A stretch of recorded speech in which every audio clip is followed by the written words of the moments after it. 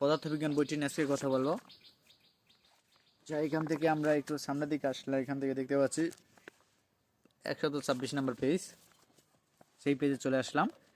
এখানে 40 নম্বর যে কলাম রয়েছে সেখানে লেখা আছে, দেখুন এখানে পরিবৃত্তের কেন্দ্র হলো ওবি, কর্ণের মধ্যবিন্দু p/2, p/2, ঠিক আছে। অতএব সমীকরণ কি হবে? x - p/2 তার whole square plus y - p/2 তার whole square equal to OB square ভাগ 2, ঠিক আছে।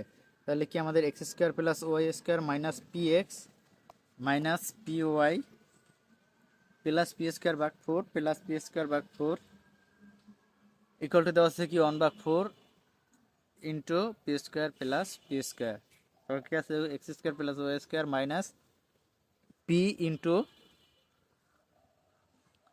X plus y plus p square ভাগ 2 ইকুয়াল টু পি স্কোয়ার ভাগ 2